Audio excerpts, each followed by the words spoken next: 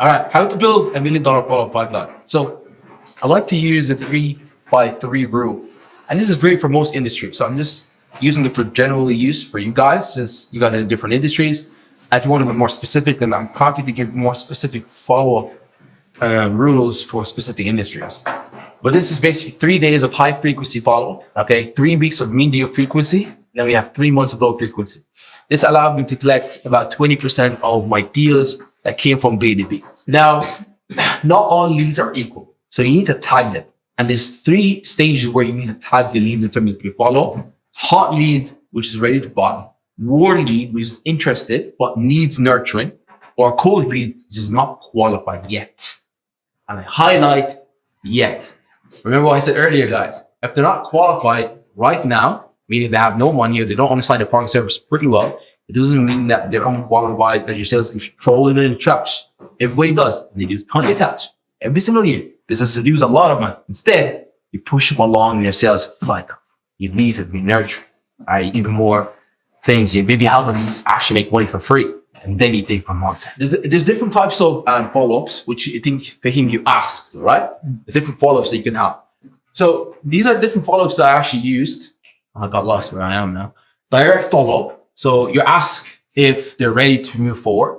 All right. This is a direct follow-up. Something that's okay, man. Where do you stand? Over the weekend. Where do you move forward? That's everything. Reminder follow-up. Reminder about missed meeting, invoice, etc., etc. So these are the first 2 are just the most common. Value-based follow-up, share tips, case studies, content.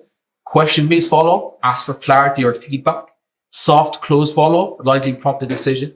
All right. Breakup follow-up, close the loop, often trigger a reply. Well, what's an example of a breakup follow-up, by the way? So, hey man, totally understand. So I've been following up for 30 days now, and listen, I don't think that we're gonna come back. You're gonna come back to me. I feel like I'm just knocking on the door for 30 days. Whatever, you can say something funny. There's a lot of sequences that you can actually mess up with in terms of your copywriting. But I'll just have something funny here. I'm like, hey man, I'm just gonna get rid of you. I'm gonna just pass you to somebody else, but let me know if you need any help in the future. Say a breakup follow-up, trigger reply, pattern interrupt, which is use humor or surprise to re-engage. So these are stuff that you can actually do. So there's a lot of different follow-ups that you can use.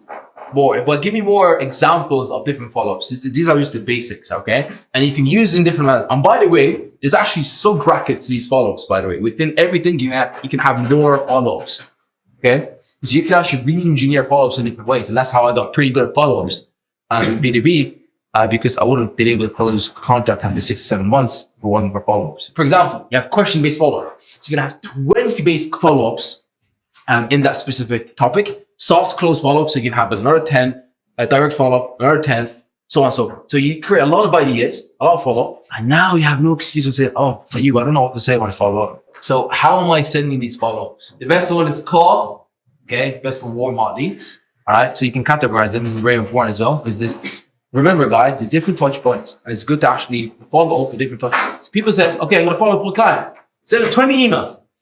And then the person comes back to you. Hey, you followed this person so much, didn't reply to me. Okay, how many follow-ups did you do? I did 20. How many platforms?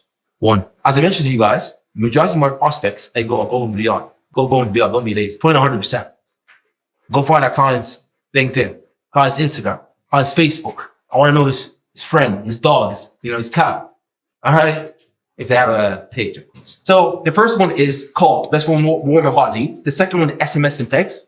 Fast in person. I love SMSs. They're really nice, especially if it's sent from an iPhone or something like that. Email is great as well, but most emails don't get responded to. Voice notes are really nice. Okay, so it's a personal touch that cuts, through the noise. DMs, casual, easy to respond to. For example, Instagram, LinkedIn, stuff like that. I love sending messages on LinkedIn. But if I have a call, even BC, by the way, if I can't find a person on Instagram or someone else, I'm trying to find them on LinkedIn, I'll send them a voice out there. Or I send them a personal video. Video message, which is the next thing. One of the most powerful ways you can actually follow up. Mail or postcard. Whatever thought is. I taught this to one of the sales members. You guys are asking me, how can I get a role? How can I if I try everything? So, okay, try this. Create a mail card. All right. Get a plastic foot. Put it in the mailbox. This is what for B2B. If you want a lot of big contracts, huge contracts, big contracts, get a mail. Put a plastic foot. Get a layer. Okay. Send it to that person. You're different. Nobody does that. If you get an email or sorry, like a mail postcard to your address, your business location, what classic foot within the pitch, you would like that person. Okay, let me at least see what he offers.